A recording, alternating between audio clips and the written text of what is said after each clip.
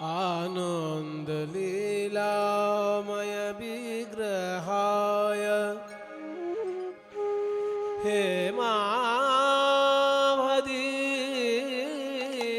हेमावदीव्यच्छवि सुन्दराय तस्मै महाप्रेमरसप्रदाय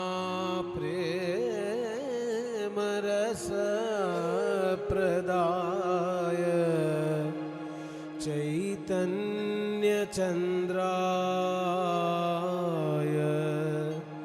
नमो नमस्ते। नित्यानन्दमहं वन्दे कर्णेलम्बितकुण्डलं चैतन्याग्रजरूपेण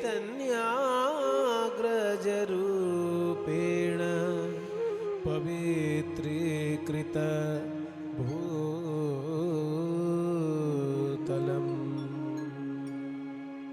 জয় নিতাই। প্রভু নিতাই চাঁদ আমাদেরকে কি দিলেন? আমাদেরকে সুন্দর একটি সমাজ ব্যবস্থা উপহার দিলেন, যে সমাজে উচ্চ নীচ ভেদাভেদ থাকবে না, যে সমাজে অর্থের অসম বন্টন থাকবে না, যে সমাজে মানুষ মানুষকে ভাই বলে বুকে টেনে নেবে, এমন একটি সুন্দর ভক্তিময় সমাজ প্রভু নিতাই চাঁদ আমাদেরকে উপহার দিয়ে গেলেন।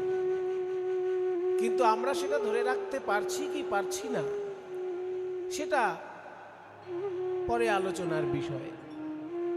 কিন্তু নিত্যানন্দ প্রভু আমাদের দিলেন কি, সেটা যদি আমরা বিচার করতে বসি, তাহলে দেখব পদকর্তা বলছেন, বড় অবতার ভাই বড় অবতার, পতিতেরে বিলাওল প্রেমের ভাণ্ডার। এটা প্রথম উপকার, যে পতিত জনসাধারণকে প্রেমের ভাণ্ডার উজাড় করে দিলেন। যে প্রেম গোলকে থাকে, ভূলোকের মানুষ তা ধরাছোঁয়ার বাইরে ভূলোকের মানুষের কাছে, সেই প্রেম অতি সাধারণ জনসাধারণের মধ্যে প্রভু নিতাই চাঁদ বিতরণ করলেন। अये भ्रातर्णीनां कलिकलुषिणां किन्नु भविता। যখন নিতাই চাঁদ বলছেন গৌর সুন্দরকে, অয়ে ভ্রাতর্ণীনাম, ওরে ভাই আমার, মানুষের কি গতি হবে? অয়ে ভাত মানে ওরে ভাই, নৃণাম নৃণাম মানে মানুষের, কলি কলুষিণাম, কলির কলুষযুক্ত যে মানুষ, কলির পাপযুক্ত যে মানুষ, সেই কলির পাপে পরিপূর্ণ যে মানুষ, সেই মানুষের গতি কি হবে? একটা সমাধান কর কিছু। গৌর সুন্দরকে বলছেন নিতাই চাঁদ, অয়ে ভ্রাতর্ণীনাম কলিকলুষিণাং কিন্নু ভবিতা। এমন একটা কিছু প্রায়শ্চিত্ত তুই কল্পনা কর, যে প্রায়শ্চিত্তে অনায়াসে তোর চরণ লাভ করতে পারে, অনায়াসে যেন তোর চরণ পায়। তুই হলি রাধা কৃষ্ণের মিলিত তনু গৌরাঙ্গ সুন্দর, তোর চরণ দুটি যেন অনায়াসে এই কলিযুগের মানুষ পায়, সেইটা একটা ব্যবস্থা কর। তো সেই ব্যবস্থাটা কি না, হরি সংকীর্তন। এই হরি সংকীর্তনের মধ্যে দিয়ে গৌরাঙ্গ মহাপ্রভুর চরণ পাওয়াটা সহজ করে দিলেন আমার প্রভু নিতাই চাঁদ। তাই নিত্যানন্দ প্রভু এসেছিলেন বলেই কীর্তনের এত সুন্দর একটা রূপ বাংলার বুকে প্রতিষ্ঠিত হয়েছে। বৈষ্ণব পদাবলী বলে একটা অমৃতময় সাহিত্য ভাণ্ডার তৈরি হয়েছে। তাহলে চিন্তা করুন, আগেকার দিনে কবিতা লিখত শুধু পণ্ডিতের দল, সাধারণ লোক কবিতা খুব একটা লিখত না। কিন্তু মহাপ্রভুর এই বৈষ্ণব আন্দোলনের ফলে অতি সাধারণ মানুষও বৈষ্ণব পদাবলী রচনা করছে, অতি সাধারণ মানুষও বড় বড় তালে গান গাইছে। আগেকার দিনে বড় তালে গান কারা গাইতো? রাজা জমিদাররা। কারণ রাজা জমিদারদের প্রচুর সময় আছে, সেই জন্য তারা বড় তালের গান গাইত। সাধারণ মানুষের তো অত সময় নেই বড় তাল বোঝার মতন, সেই জন্য তাদের বড় তাল গাইবার মতন কোনো রুচিই তৈরি হয় সাধারণ মানুষের।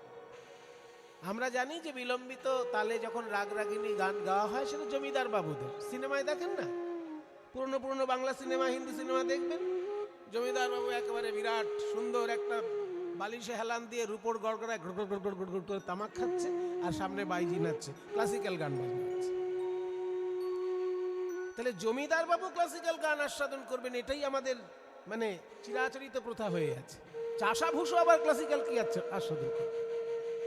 সারাদিন যে লাঙল নিয়ে মাঠে চাষ করবে, তার ওই ক্লাসিক্যাল গান গাইবার মতন রুচি থাকবে না সময় থাকবে? জমিদার বাবুর রুচিও আছে, আবার সময়ও আছে, অপুরন্ত সময় জমিদার বাবু। সেই জন্য সময়টাকে কাজে লাগাচ্ছেন, সুরুচিকে। তার ভেতরে যে একটা সুন্দর রুচি তৈরি হয়েছে, সেটা রাগ রাগিনী দিয়ে, বিলম্বিত তাল দিয়ে, গান বাজনার মধ্যে দিয়ে রস আস্বাদন করছে জমিদার। সাধারণ লোকের তাতে কিছু যায় আসে না। কিন্তু বৈষ্ণব আন্দোলন কি করলো? সাধারণ মানুষের মধ্যে সেই বড় তালের রস নিয়ে চলে এলো। যে বড় তাল জমিদার বাবুর আস্বাদন করার কথা, কারণ তার সময় আছে এবং রুচি আছে, দুটোই থাকতে হবে। পয়সার ক্ষমতা আছে, সময়ও আছে, রুচিও আছে, নে বিলম্বিত রাগ রাগিনীর গান করে। কিন্তু চাষা মানুষ সে কি রাগ রাগিনীর গান করবে? সে তো ছোট ছোট তালে শুধু বাউল গান গাইবে। চাষা লোক যে, সে তো লোকসঙ্গীত গাইবে, সে ছোট ছোট তালে বাউল গান গাইবে। বিলম্বিত তালে তার সময়ও নেই আর রুচিও নেই। এই সময় এবং রুচি দুটোই থাকতো অভিজাত শ্রেণীর মধ্যে। ওই জন্য ক্লাসিক্যাল গান বাজনা অভিজাত শ্রেণীর গান বাজনা। কিন্তু কীর্তনে হয়ে গেল উল্টো ব্যাপার। সেই বিলম্বিত তালের গান, সেই রাগ রাগিনীকে আশ্রয় করা গান বৈষ্ণব পদাবলীর মধ্যে রূপ পেল, এবং সেটা গাইছে কে? চাষা। সারাদিন চাষ করে আসার পরেও কিন্তু তার রুচি তৈরি হয়েছে যে না, আমি শাস্ত্রীয় সঙ্গীত গাইছি। রাগ রাগিনীকে আশ্রয় করে বৈষ্ণব পদাবলী গাইছে। সেই জন্য বাংলার মুখে কীর্তন গানের মধ্যে বিলম্বিত তালের আবির্ভাব, যেটা জমিদার বাবুদের কুক্ষিগত ছিল। বড় বড় তালের এবং রাগ রাগিনী দিয়ে গান বাজনা, এটা জমিদারি ব্যাপার। চাষা ভূষণ কোনো সংস্পর্শেই আসার কথা নয় সেসব জিনিস। কিন্তু নিতাই গৌরের এই বৈষ্ণব আন্দোলন, প্রেমের আন্দোলন, সেই জমিদারি গান বাজনা একদম চাষা ভূষণ মধ্যে নিয়ে চলে এসেছে। একজন চাষা সারাদিন চাষ করছে, সন্ধ্যেবেলায় যখন ঠাকুরের মন্দিরে বসছে তিওর তালে গান গাইছে। বোঝো, তিওর তালে গান গাইছে চাষা। আমাদের যারা গুরু, তারা কেউ জমিদার না রাজা? তারা সবাই সাধারণ মানুষ। কি আমার যারা কীর্তন গুরু, কি দ্বিজেন দে মহাশয়, কি নীলমণি দাস, কি বৃন্দাবন বণিক, সবাই সাধারণ মানুষ, কেউ জমিদার নয়। তারা সাধারণ মানুষ, কিন্তু তাদের ভেতরে রুচিটা তৈরি হয়েছে বিলম্বিত গান বাজনার। কেন? বৈষ্ণব ভাবান্দোলনের পর। বৈষ্ণব ভাবান্দোলন এনে দিল সাধারণ চাষাভূষোর মধ্যে জমিদারি গান বাজনা, আর সাধারণ চাষাভূষোর মধ্যে এনে দিল সাহিত্য চর্চা। চাষা আবার সাহিত্য চর্চা করবে কি? চাষ করবি, খাবি দাবি, ঘুমোবি, খুব জোরে একটু মদ খেয়ে ঘুমোবি, এই তো চাষা। কিন্তু সেই চাষার ভিতর থেকে মদটাকে বার করে দিল, মদটাকে মাইনাস করে দিল এই বৈষ্ণব আন্দোলন। চাষা ছেড়ে দিল মদ, চলে এলো সেইখানে বৈষ্ণব পদাবলী। মদের রস ছেড়ে দিয়ে চাষার হাতে চলে এলো কলম। কলমে সে লিখতে লাগলো যে নাচিতে না জানি তবু নাচিয়ে গৌরাঙ্গ বলি, গাহিতে না জানি তবু গাই। আমি ভাই নাচ হয়তো গুরু ধরে শিখিনি, কিন্তু তবু নাচ আমার করতে ইচ্ছে করছে। প্রভু গৌর সুন্দরের প্রেমে, নিতাই চাঁদের কৃপায় আমার ভিতরে নাচা আপনি ফুটে উঠছে। তার মানে কি? উন্নয়ন, আধ্যাত্মিক উন্নয়ন। চাষাভূষো তার নিজের যেটা ছিল যে সারাদিন চাষ করব, বাড়িতে এসে মদ খেয়ে শুয়ে পড়বো, বউয়ের সঙ্গে গালিগালাজ করবো, এই তো ছিল সাধারণ সমাজ। কিন্তু নিতাই গৌরের ভাবান্দোলনে হলো কি? সেই চাষার হাত থেকে মদ সরে গেল। ওই জগাই মাথায় প্রতিদিন 80 হাঁড়ি মদ খেত, কিন্তু নিতাই চাঁদের কৃপায় তার হাত থেকে মদের হাঁড়ি সরে গেল, সেখানে চলে এলো জপের মালা। শুধু কি জগাই মাথায়, ওই রকম হাজার হাজার জগাই মাথায় উদ্ধার হয়েছে নিতাই চাঁদের কৃপায়। যারা মদ্যপান ছেড়ে দিয়ে, অসৎ অভ্যাস ছেড়ে দিয়ে, বদভ্যাস ছেড়ে দিয়ে সৎ গুণ অর্জন করেছে, শুদ্ধ গান বাজনা অর্জন করেছে, রাগ রাগিনী বড় বড় তালের গান শিখে কীর্তন গানের মধ্যে জীবন কাটিয়ে দিয়েছে। তাহলে এই যে একটা উচ্চ স্তরের ভাবনা সাধারণ মানুষের মধ্যে নিয়ে নেমে এলো, এটা কে করলো? ওই নিতাই চাঁদ। নিতাই চাঁদের জন্য সাধারণ মানুষ পেল সাহিত্য রস, সাধারণ মানুষ পেল উচ্চাঙ্গ সঙ্গীত, সাধারণ মানুষ পেল বৈষ্ণব দর্শনের প্রেম তত্ত্ব। যে বৈষ্ণব দর্শন তত্ত্ব আলোচনা, সেটাও সাধারণ মানুষের বিষয় নয়, কিন্তু নিতাই গৌরের জন্য সাধারণ মানুষের মধ্যেই সেটার প্রচার ঘটেছে। আরো একটা বড় জিনিস, কি জিনিস জানেন? নারী শিক্ষা এবং নারীর অগ্রগতি। এইটাও প্রভু নিতাই চাঁদের অবদান।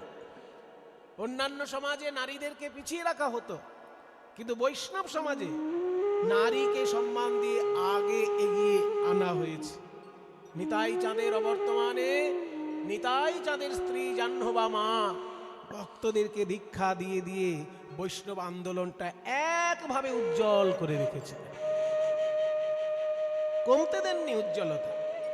নিতাই চাঁদ সশরীরে থাকতে বৈষ্ণব আন্দোলন যেমন ছিল, নিতাই চাঁদ অশরীরে থাকতেও জাহ্নবা মা একইভাবে সেই বৈষ্ণব আন্দোলনকে ধরে রেখেছেন। তার মানে কি, নারী জাতীয় যে কোনো অংশে কম নয়, সেটা এই বৈষ্ণব ভাব আন্দোলনের দ্বারা সারা বাংলার ঘরে ঘরে পৌঁছে গিয়েছে। রবীন্দ্রনাথের পরিবার, তাদের মেয়েরা যখন পড়াশোনা শিখতো, কাদের কাছে শিখতো? ইংরেজদের কাছে শিখতো না, বৈষ্ণবিনীদের কাছে শিখতো, গোসাই মাদের কাছে শিখতো। গোসাই মারা তখন এত উচ্চশিক্ষিত ছিলেন যে তারা রবীন্দ্রনাথের পরিবারে এসে মেয়েদেরকে শিক্ষা দান করতেন। তাহলে বৈষ্ণব মায়েরাও যে পড়াশোনায় অনেকটা এগিয়ে গিয়েছিলেন, তার জন্য এই নিতাই চাঁদের বৈষ্ণব ভাবান্দোলনই দায়ী। তাই প্রেমের ঠাকুর নিতাই চাঁদ আমাদেরকে কি দিলেন? আমরা অসভ্য ছিলাম, আমাদেরকে সভ্য সঙ্গীত দান করলেন, আমাদেরকে সভ্য সাহিত্য দান করলেন, আমাদের অভদ্র থেকে ভদ্র সাহিত্য দান করলেন, এবং তাছাড়াও আমাদের মানুষ থেকে দেবতা হবার পথে এগিয়ে নিয়ে গেলেন। এক একজন বৈষ্ণব দেবতার মতন পবিত্র, দেবতার মতন পবিত্র তাদের জীবনচর্যা কি করে হলো? ওই প্রভু নিতাই চাঁদের আদর্শ অনুসরণ করে। তাই নিতাই চাঁদ আমাদেরকে দিয়েছেন মানুষ হবার মন্ত্র, মানুষ থেকে দেবতা হবার সুযোগ। এই সমস্ত কিছু বৈষ্ণব ভাবে আমাদেরকে এগিয়ে নিয়ে গেছেন নিতাই চাঁদ। তিনি যদি না আসতেন তাহলে এই পদাবলী সাহিত্য এত বিস্তার লাভ করত না। তার কারণ চৈতন্য মহাপ্রভু তো 24 বছর বয়সে সন্ন্যাসী হয়ে পুরীতে চলে গেলেন। তাহলে বাংলাটা অন্ধকার হয়ে গেল না? সেই বাংলার অন্ধকার দূর করলেন আমার প্রভু নিতাই চাঁদ। দ্বাদশ গোপালের মধ্যে দিয়ে সেই মহাপ্রভুর ভাবাদর্শ একভাবে উজ্জ্বল করে প্রচার করতে লাগলেন। আজ অবধি সারা বাংলায় যত বৈষ্ণব তীর্থ আছে, একটু ভালো করে খবর নিয়ে দেখবেন, নিত্যানন্দের সঙ্গে তার কোনো না কোনো যোগ আছে।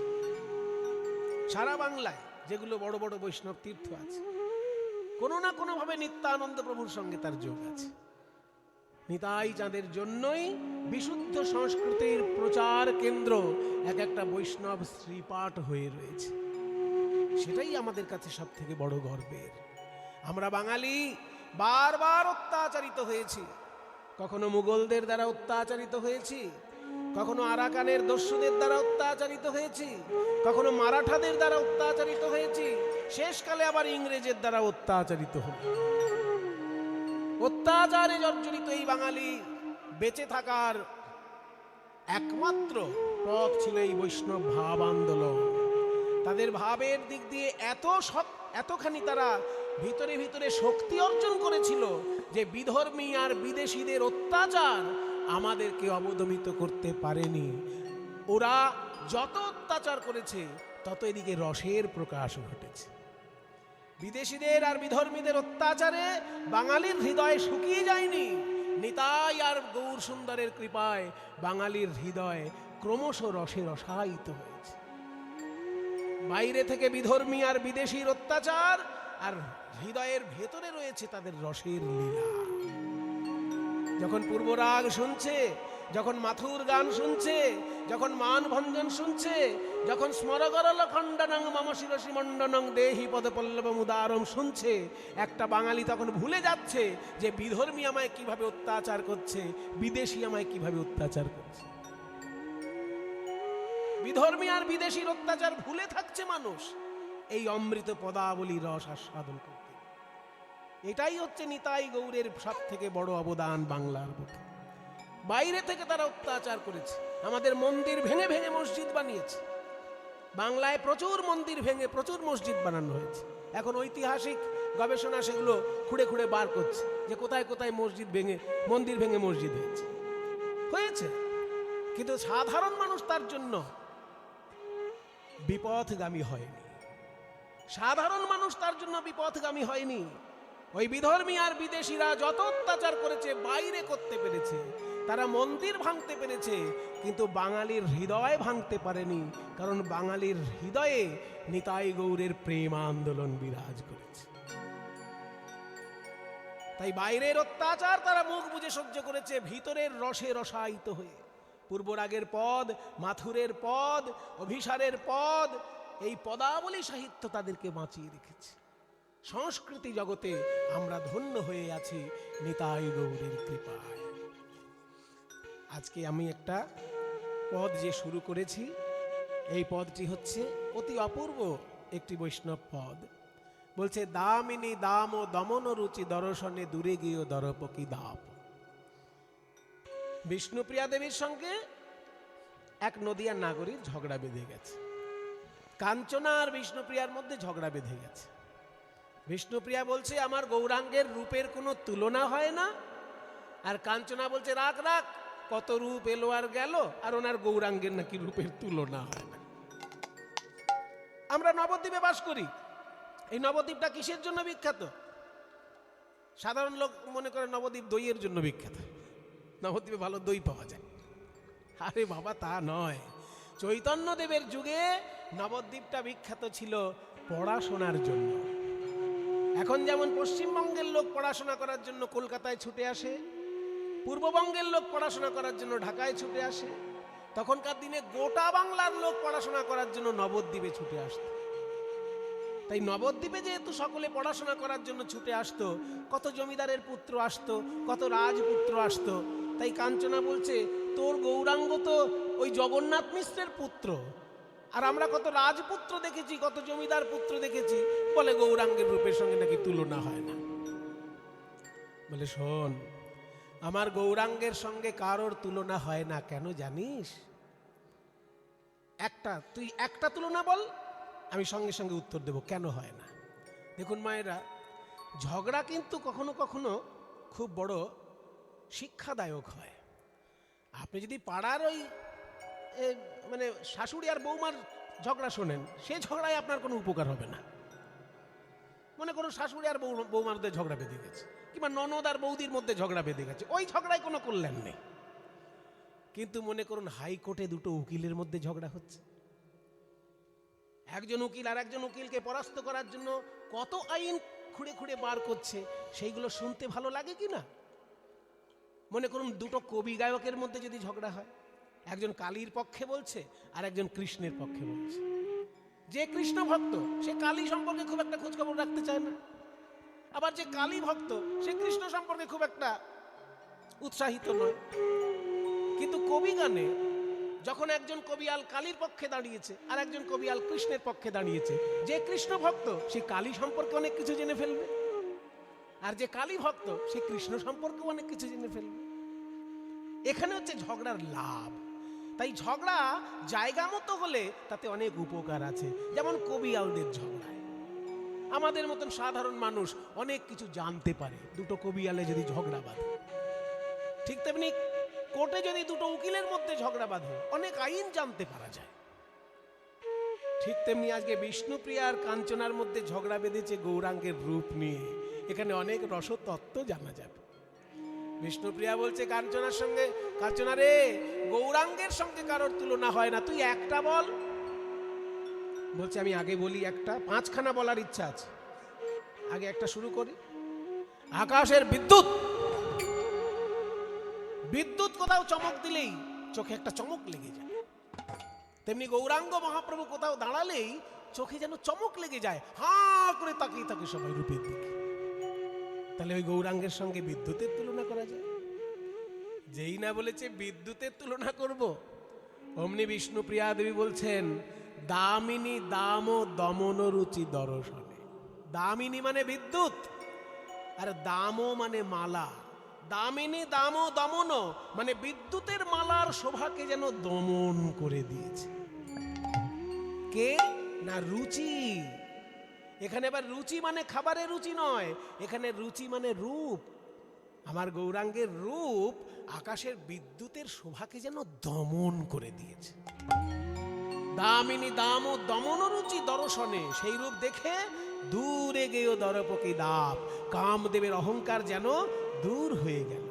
তাই বলি তুলনা মেলে না, তুলনা মেলে না, ভুবন মোহন গোরার রূপের তুলনা মেলে না। ভুবন মোহন গোরার রূপের তুলনা মেলে না।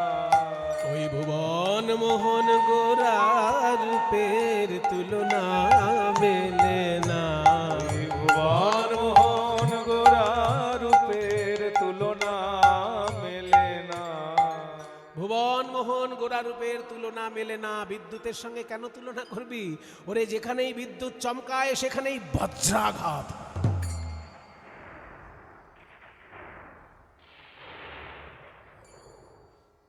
যেখানেই বিদ্যুৎ চমকাবে সেইখানে বজ্রাঘাত হবে। কিন্তু আমার গৌর যদি কোথাও চমক দেয় সেখানে বজ্রাঘাতের কোনো সম্ভাবনা আছে কি? বরং রাধারমণ চরণ দাস দেবের জীবনে প্রমাণিত হয়েছে, বজ্রাহত ব্যক্তিও যদি গৌর সুন্দরের কৃপা পায়, বজ্রাঘাতের যে ভয়ঙ্কর প্রভাব তার থেকে মুক্ত হয়ে সে নতুন জীবন লাভ করে। তাই আকাশের বিদ্যুতের সঙ্গে তুলনা করিস না। বিদ্যুতে বজ্রাঘাত হয়, তাতে মানুষের প্রাণ যায়। আর আমার গৌর যদি কারোর হৃদয়ে চমক দেয়, মরণাপন্ন মানুষও বেঁচে ওঠে। তাই বিদ্যুৎ বাতিল, বিদ্যুতের সঙ্গে তুলনা হলো না। বলে তাহলে আমার দ্বিতীয় তুলনীয় বিষয় কি? বলে আমার দ্বিতীয় তুলনীয় বিষয় হলো সোন ফুল। ওই যে হলুদ হলুদ হলদে মতন দেখতে সোন ফুল। তাহলে সোন ফুলের সঙ্গে গৌরের সঙ্গে তুলনা কর। যেই বলেছে সোন ফুলের সঙ্গে তুলনা করব, বিষ্ণুপ্রিয়া বলে কাঞ্চনারে তাও মেলে না। আরে ও শোনো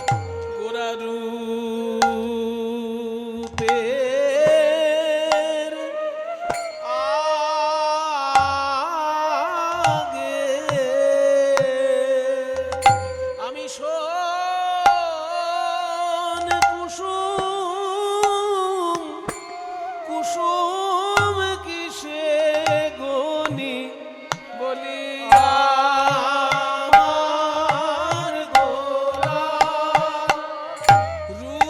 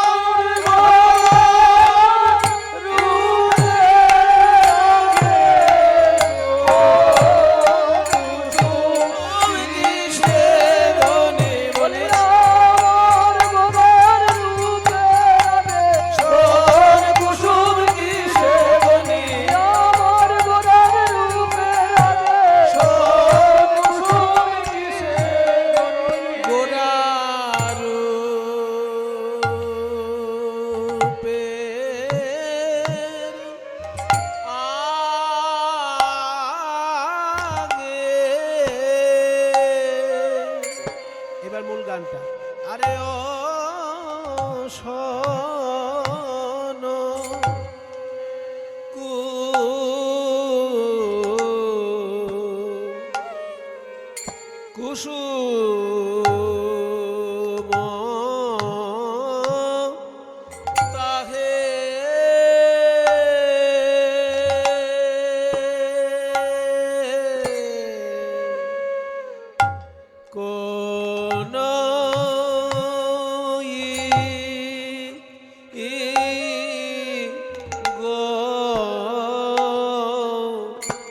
গনি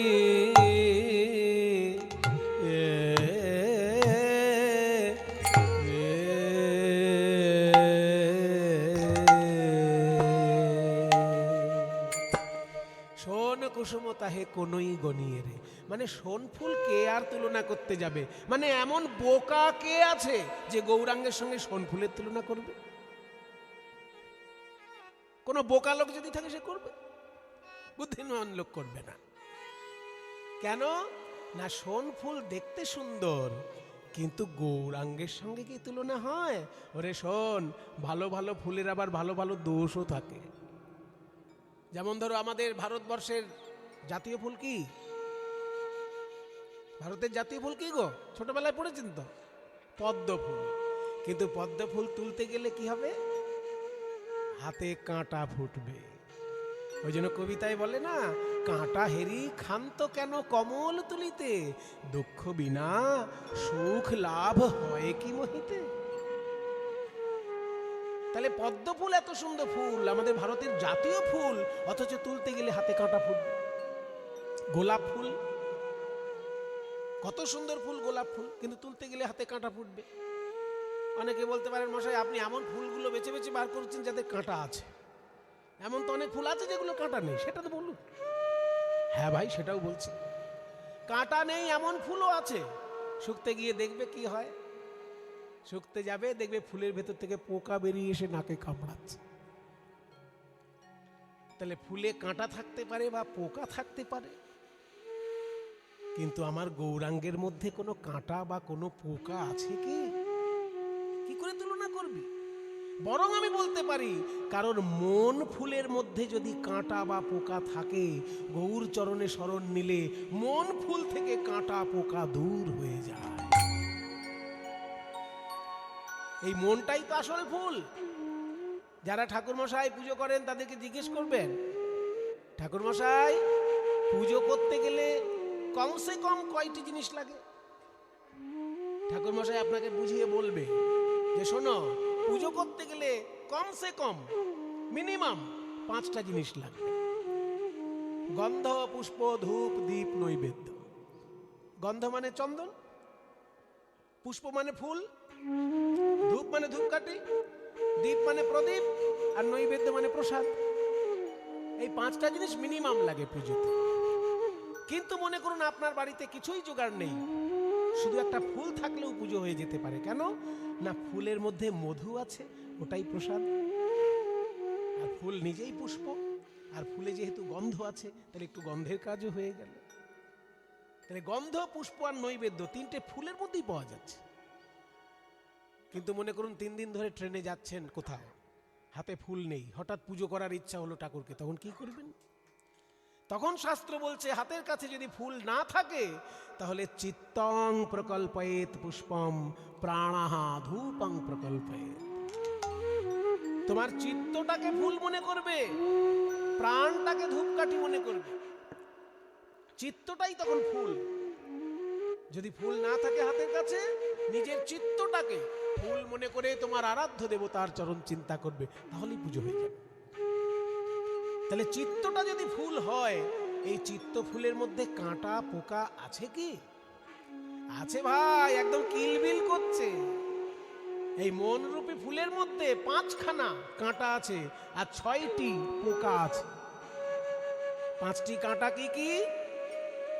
জাতি বিদ্যা মহত্তঞ্চ রূপ যৌবনমেব চ যত্নেন পরিবর্জয়েৎ ভক্তিস্তু পঞ্চকণ্টকা। 5 রকমের অহংকার হলো 5টি কাঁটা। প্রথম জাতির অহংকার, দ্বিতীয় বিদ্যার অহংকার, তৃতীয় মহত্বের অহংকার, চতুর্থ রূপের অহংকার, পঞ্চম যৌবনের অহংকার। এই 5 রকমের অহংকার হচ্ছে মন ফুলের 5টি কাঁটা। আর 6টি পোকা কি কি? কাম, ক্রোধ, লোভ, মোহ, মদ, মাৎসর্য। তাহলে যে ফুলের মধ্যে পোকা কিলবিল করছে, সেই ফুলটা তুমি ভগবানকে দিতে পারবে? ওই জন্য কৃষ্ণলীলা শোনার আগে গৌর চন্দ্রিকা, হা গৌর, প্রাণ গৌর বলে যদি কেউ কাঁদতে পারে, তাহলে তার মন ফুল থেকে 5টা কাঁটা আর 6টি পোকা দূর হয়ে যায়। এই পরিষ্কার পরিচ্ছন্ন মনটা তখন গোবিন্দ চরণে দেওয়া যায়। ওই জন্য ফুলের সঙ্গে মনে গৌরাঙ্গের তুলনা করতে যাস না, কারণ ফুলে কাঁটা থাকে, পোকা থাকে, কিন্তু গৌর সুন্দরে কাঁটা পোকা তো নাই, বরং মন ফুলে কাঁটা পোকা থাকলে হা গৌর বলে কাঁদলে পরে সেই কাঁটা আর পোকা দূর হয়ে যায়। তাই ফুলও বাতিল। 5খানা তুলনা করব ভেবেছিলাম, 2টোই বাতিল হয়ে গেল। বলে তাহলে তৃতীয় তুলনা কি? বলে আমার তৃতীয় তুলনীয় বিষয় হলো প্রভাতের সূর্য। সূর্য কি সুন্দর আলো দেয়, তেমনি আমার গৌরাঙ্গ যেন নবদ্বীপের সৌভাগ্যাকাশে উদিত হয়ে জগৎকে জ্ঞানের আলো দিয়েছে। তাহলে গৌরাঙ্গ দিয়েছে জ্ঞানের আলো, আর আকাশে সূর্য দিচ্ছে সাধারণ আলো। সূর্যের সঙ্গে তুলনা করে দেওয়া যায় গৌরাঙ্গের? যেই বলেছে সূর্যের সঙ্গে তুলনা করব, অমনি বিষ্ণু প্রিয়া দেবী বলে তাও মেলে না। প্রাতর অরুণ সন্তাপ, প্রাতর মানে সকালে, অরুণ মানে সূর্য, সন্তাপ মানে তাপ। প্রাতর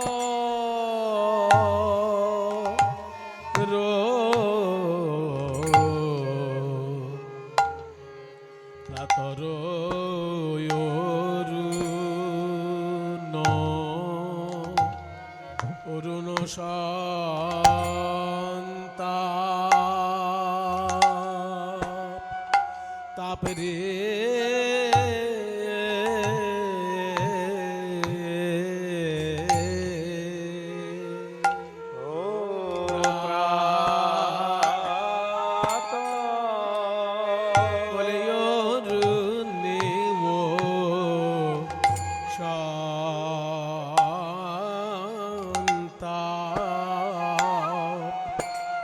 তাপরে আছে রে।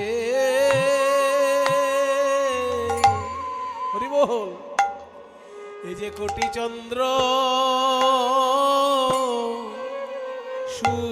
সুশীতল অরুণেও তাপ,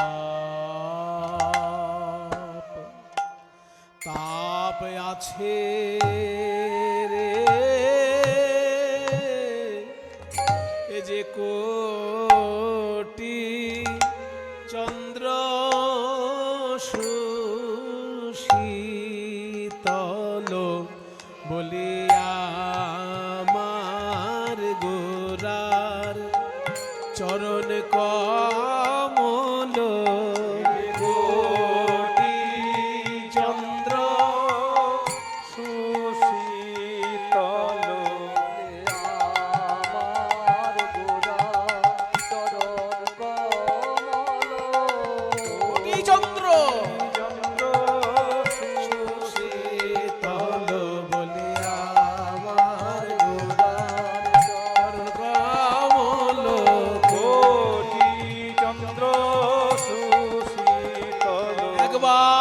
শরণ নিলে প্রাণ হয় শীতল, আমার গোরার চরণ কমল হৃদয় দিলে হয় শীতল, গোরার চরণ কমল শরণ নিলে হয় করুণ শান্তা।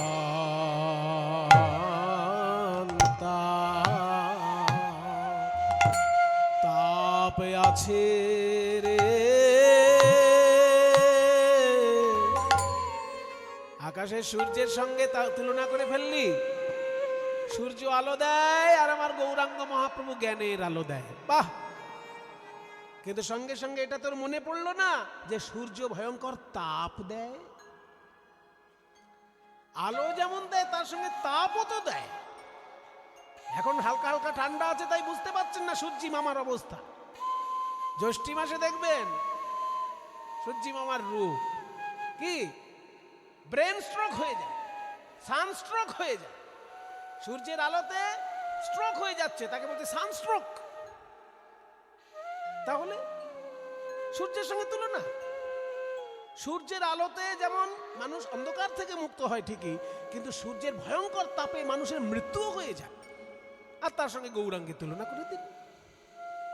শোন, গৌরাঙ্গ মহাপ্রভু জ্ঞানের আলো দেন, কিন্তু কাউকে তাপ দেন না। বরং কারোর মনের মধ্যে যদি ত্রিতাপ জ্বালা থাকে, আধি ভৌতিক, আধি দৈবিক, আধ্যাত্মিক, এই তিন রকমের জ্বালা যন্ত্রণা দূর হয়ে যায় গৌর সুন্দরের কৃপা লাভ। তাই সূর্যের সঙ্গেও তুলনা হলো না, সূর্যও বাতিল। পাঁচখানা তুলনা করব ভাবলাম, বিষ্ণুপ্রিয়া তিনটেই বাতিল হয়ে গেছে, আর দুটো আছে। তাহলে চতুর্থটা বলি। বল বল। বলে আমার চতুর্থ বিষয়ে তুই অনেকটা নিজেই ধরিয়ে দিয়েছিস, যে সূর্য আলো দেয়, আলোর সঙ্গে তাপও দেয়। কিন্তু আকাশে যে আরেকজন আছে যে শুধু আলোই দেয়, তাপ দেয় না। পূর্ণিমার রাতে আকাশে উদিত হয় পূর্ণচন্দ্র, সে তো শুধু স্নিগ্ধ আলো দেয়, তাপ দেয় না। তাহলে তার সঙ্গে তুলনা করে দি। যেই বলেছে চাঁদের সঙ্গে তুলনা করব, অমনি বিষ্ণু প্রিয়া বলে তাও মেলে না। ওগো আমার গোরা রূপের, গোরা রূপের, গৌরাঙ্গ রূপের যাও বলি হারি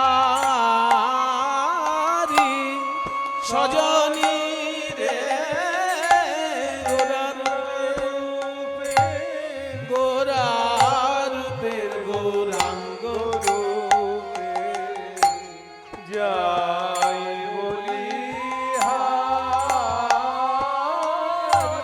সজনী রে, গোরা রূপের বলিহারি যাই রে, গোরা রূপের বলিহারি যাই রে, গোরা রূপের বলিহারি যাই।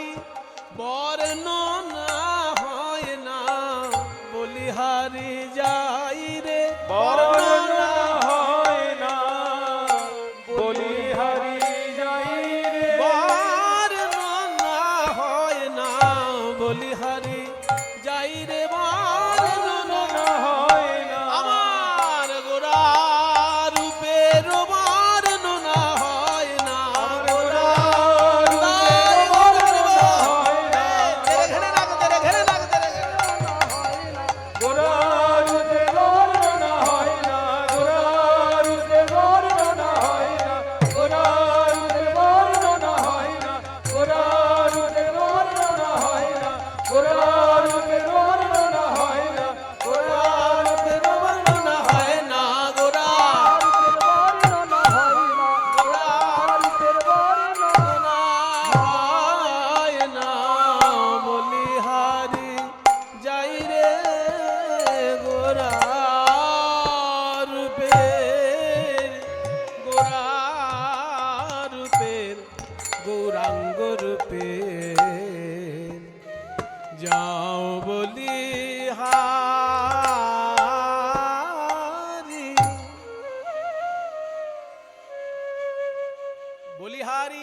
বলি হারি, বলি হারি, বলি হারি।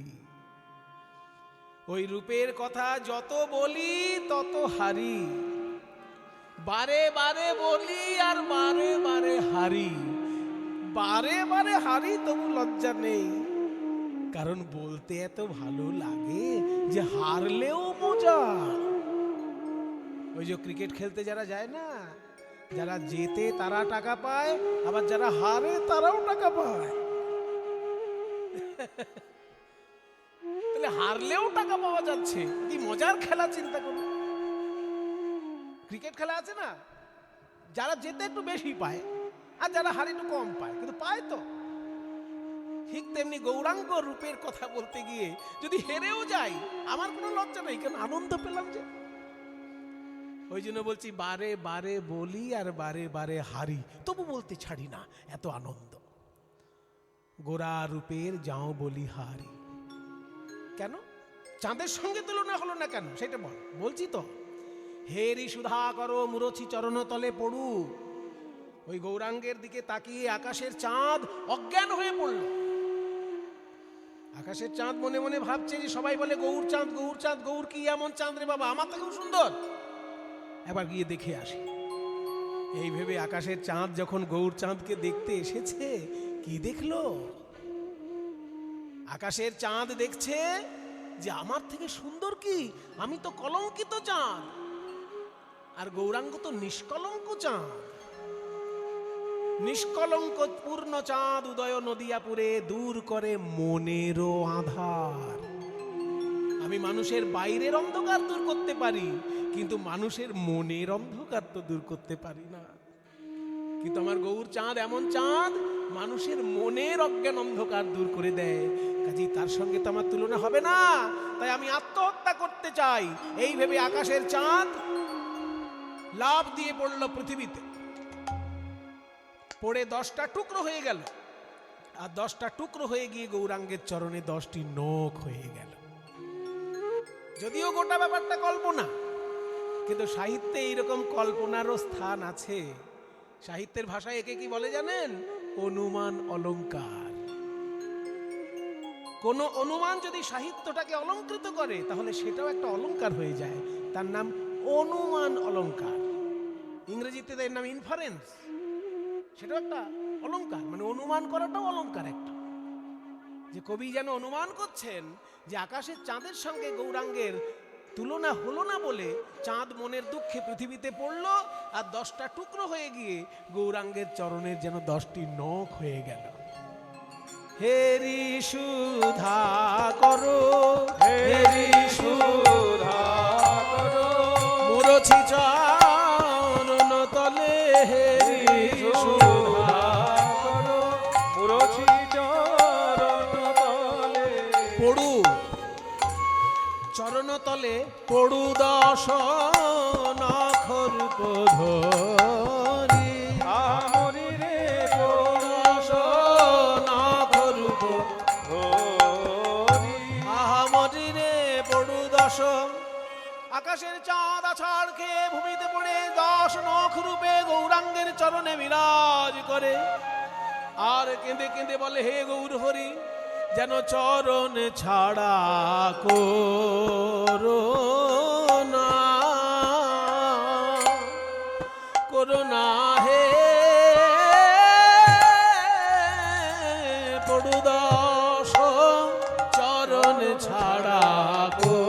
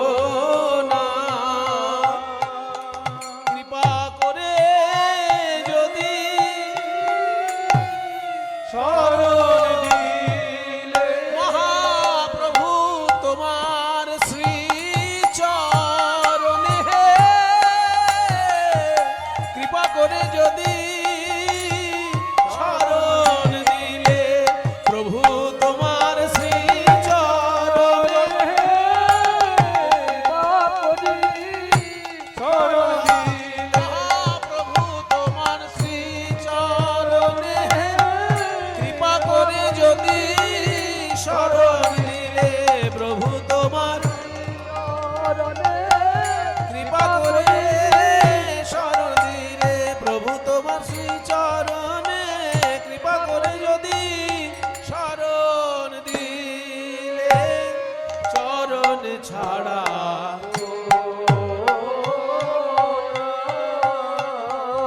চরণ ছাড়া করো না হে পড়ু দাস না করব ধরি। কয়টি তুলনা বাতিল হলো এই অবধি? দেখি কেমন কীর্তন শুনছেন। মাঝে মাঝে একটু পরীক্ষা নেওয়া দরকার না, তা নাহলে ছাত্র কতদূর পড়ছে বোঝা যায় না। কয়টি তুলনা হলো? ও বাবা, ভালো ছাত্র সবাই, সবাই মনে রেখেছে 4টি তুলনা এই পর্যন্ত হয়েছে এবং 4টি বাতিল হয়ে গেছে। তাহলে আর একখানা বাকি আছে, সবেধন নীলমণি। নে বলে ফেল, বলে ফেল, আমার সময়ের অনেক দাম আছে, তাড়াতাড়ি কর। বলছি রে বাবা বিষ্ণুপ্রিয়া, আমার মনে দুঃখ, 4খানা তুলনা করলাম, একটাও মিলল না। আর এটা যদি না মেলে তাহলে তো তোর কাছে মুখই দেখাতে পারবো না। তবু বলছি শোন, পঞ্চম এবং শেষ তুলনার বিষয়বস্তু হলো একটি দামি ধাতু সবাই ভালোবাসে। কেউ আংটি করে পরে থাকে, কেউ বালা করে পরে থাকে, কেউ হার করে পরে থাকে, কি অথচ গৌরাঙ্গের গায়ের রঙের সঙ্গে মিলে যায় সোনা। তাহলে সোনার সঙ্গে তুলনা করি। যেই বলেছে সোনার সঙ্গে তুলনা করব, বিষ্ণুপ্রিয়া হেসে উঠলেন, তাও মিলবে না। কেন? কেন? ওরে সোনা যে কঠিন আর আমার গৌরাঙ্গ যে কোমল। সোনা পরলে অনেক সময় শরীরে ক্ষতি হয়। এই যে কানের দুল আপনারা পরেন, বেশি ভারী কানের দুল হলে কি হবে? কানের পাতাটা কেটে যায় না ভারী ভারী কানের দুল হলে? তাহলে সোনার জন্য অনেক সময় কানের পাতা কেটে যায়, তবুও লোকে সোনা পরে। কিন্তু আমার গৌরাঙ্গকে যদি কেউ হৃদয়ে ধারণ করে, কারণ হৃদয়টা কি কেটে যায়? বরং জোর করে বলতে পারি, সংসারের ঘাত প্রতিঘাতে যদি কারোর হৃদয় ভেঙে চৌচির হয়ে থাকে, গৌর সুন্দরকে হৃদয়ে ধরলে তার ভাঙার হৃদয়ে জুড়ে যাবে, জুড়ে যাবে। তাই সোনার সঙ্গে তুলনা করিস না। সুবরণ বরণ সুবরণ হেরি নিজ কুবরণ সুবরণ হেরি নিজ মানি আপন মন স্থাপে সজনী রে, মানি আপন মন স্থাপে সজনী রে, মানি। সুবর্ণ বর্ণ, সুবর্ণ মানে সোনা আর বর্ণ মানে রং। সোনা একবার নিজের গায়ের রং দেখছে আর একবার মহাপ্রভুর গায়ের রং দেখছে। সুবর্ণ মানে ভালো রং, সেই জন্য তো আমার নাম সুবর্ণ। সুবর্ণ মানে সোনা, ভালো রং বলেই তো তার নাম সুবর্ণ। কিন্তু গৌরাঙ্গের দিকে তাকিয়ে দেখলাম যে আমি তো সুবর্ণ নই, আসল সুবর্ণ তো গৌরহরি, আর গৌরাঙ্গের তুলনায় আমি তো কুবর্ণ। তাই সুবর্ণ বরণ হেরি নিজ কুবরণ, মানে গৌরাঙ্গের তুলনায় সোনার বর্ণটা আর সুবর্ণ রইল না, কুবর্ণ হয়ে গেল। তাই বলছে সুবর্ণ বরণ হেরি নিজ কুবরণ, মানি আপন মনস্তাপে। নিজের মনে মনেই দুঃখ পাচ্ছে সোনা, গৌরাঙ্গের দিকে না দেখলেই ভালো হতো। মনের দুঃখে কি করলো? নিজ তনু জারি ভসম সমগণইতে, নিজের দেহটাকে পুড়িয়ে ছাই করবে বলে পৈঠল প্রবেশ করলো অনল সন্তাপে। আগুনের তাপে প্রবেশ করলো সোনা। সাধারণ লোকে দেখে স্যাঁকড়া সোনা পুড়াচ্ছে, কিন্তু পদকর্তা রসিকতা করে বলছে না না, সোনাই স্যাঁকড়াকে অনুরোধ করেছে যে আমার সঙ্গে তো গৌরাঙ্গের তুলনা হলো না, দয়া করে আপনি আমাকে পুড়িয়ে ছাই করে দিন। নিজ তনু জারি ভসম সমগণইতে, নিজ তনু জারি ভসম সমগণইতে, গণইতে গণইতে মাপা ধাপা মাগা। হ্যাঁ, নিজতনু জারি মানে নিজের দেহটাকে পুড়িয়ে, জারি মানে পুড়িয়ে, এখানে অন্তস্থ জয়াকার রয় হস্যি নয়, বর্গের জয়াকার রয় হস্যি।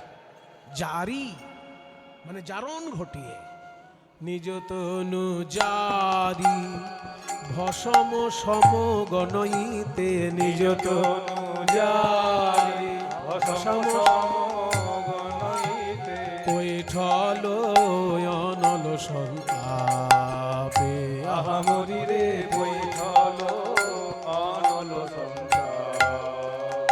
আহামরি রে পৈঠল সোনা বলে, আমার মুখ কেউ দেখো,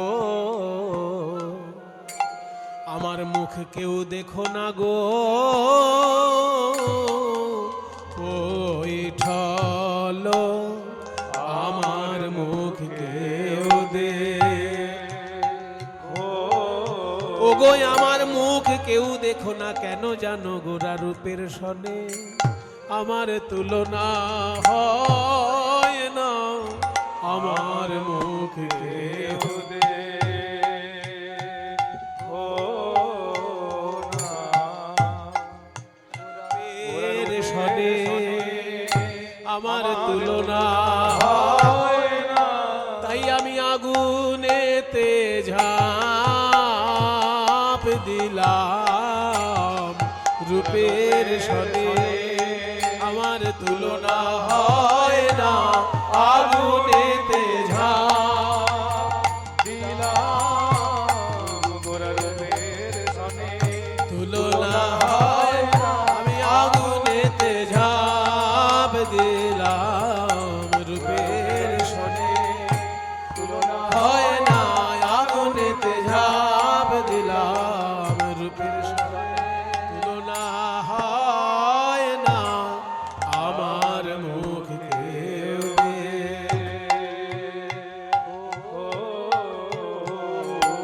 কেউ দেখো না গো, পৈঠল অনল সন্তাপ। তাহলে কি হলো? 5টা তুলনা, 5টাই বাতিল, কোনোটাই মিলল না। কাঞ্চনা বলছে, দেখ বিষ্ণুপ্রিয়া, 5খানা তুলনা যখন মেলেনি, 500 তুলনা টেনে আনলেও মিলবে না। কিন্তু আমাকে আজকে বলতে হবে কেন গৌরাঙ্গ রূপের সঙ্গে কোনো কিছুর তুলনা হচ্ছে না। যে কটা বড় বড় উদাহরণ আমি নিয়ে আসছি সব বাতিল হয়ে যাচ্ছে, কারণটা কি? বলে, শোন, তুই যে সব উদাহরণ দেখাচ্ছিস গৌরাঙ্গের সঙ্গে তুলনা করতে গিয়ে, সেগুলো সব প্রকৃতির সৃষ্টি, প্রাকৃতিক বস্তু, তার মানে মায়ার সৃষ্টি। আর গৌরাঙ্গ রূপ তো অপ্রাকৃত রে, বিধাতা তৈরি করেছে যে সব জিনিস, তার সঙ্গে কি গৌরাঙ্গের তুলনা হয়? গৌরাঙ্গকে তো বিধাতা তৈরি করেনি। গৌরাঙ্গের সমান অনুভব বা গৌরাঙ্গের থেকে অধিক অনুভব বিধাতার ঘটে কি আছে যে সে আর একটা গৌরাঙ্গ বানিয়ে দেবে? যা সম অধিক বিধিক নাহি অনুভবী। এখানে অনুভব মানে কি? এখানে অনুভব মানে ফিলিংস না, এখানে অনুভব মানে এক্সপিরিয়েন্স। বৈষ্ণব পদাবলী সাহিত্যে কিছু কিছু শব্দ হিন্দি থেকে চলে আসে। হিন্দিতে অনুভব মানে কিন্তু এক্সপিরিয়েন্স, ফিলিংস নয়। বাঙালিরা অনুভব বলতে বোঝে ফিলিংস। আমি অনুভব করছি বেশ ঠান্ডা ঠান্ডা লাগছে, এটা বাঙালিদের ভাষা। কিন্তু হিন্দি ভাষীরা অনুভব মানে সেটা বোঝেন না। হিন্দি ভাষীদের কাছে অনুভব মানে आपके कितने साल का अनुभव है इस काम में? ये जो मृदंग अब बजा रहे हैं ना, ये मृदंग बजाने का कितने साल का अनुभव है? মানে এই যে খোল বাজাচ্ছেন, কত বছরের এক্সপিরিয়েন্স আছে আপনার? এটা যখন জিজ্ঞাসা করবে হিন্দি ভাষীরা, তখন তারা বলবে অনুভব, মানে আপনার এক্সপিরিয়েন্স কেমন। সেইখান থেকে কিন্তু পদাবলী সাহিত্য এসেছে। বলছে বিধিক নাহি অনুভবী, বিধাতার তো এক্সপিরিয়েন্সই নেই কিছু। গৌরাঙ্গের সমানও নয়, গৌরাঙ্গের থেকে অধিক তো নয়। তাই যা সম অধিক বিধিক নাহি অনুভবী, তুলনা দিবার নাহি ঠোর। সেই জন্য তুলনা দেবার মতন কোনো উপায় নেই। এত সুন্দর পদ যিনি লিখেছেন তিনি এবার বলছেন জগদানন্দ কহু পহু কো তুলনা পহু। পদকর্তা জগদানন্দ বলছেন যে মহাপ্রভুর তুলনীয় যদি কিছু থাকে সে মহাপ্রভু স্বয়ং, অন্য কারোর সঙ্গে মহাপ্রভুর তুলনা করতে যাস না। জগদানন্দ কহু পহু কো তুলনা পহু,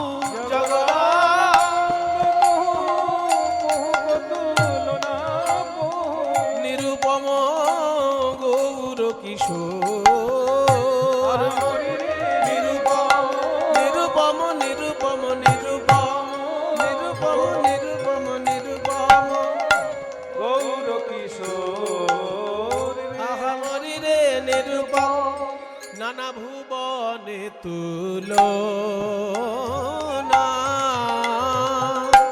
তুলনা নাই রে নিরুপম ভুবনে তুলনা। আমার ভুবন মোহন গোরা রূপের ভুবনে তুলনা, আমার ভুবন মোহন গোরা রূপে বল কি সেবা তুলনা দিব গো, ভুবন মোহন গোরা বল বল কি সেবা তুলনা দিব গোরারু আহা কি সেবা তুলনা দিব গো, ভুবন মোহন কি সেবা তুলনা দিব গো, ভুবন মোহন গোরা রূপে ভুবনে তুলনা, আহা তুলনা নাই নিরূপম গৌর কিশোর রে।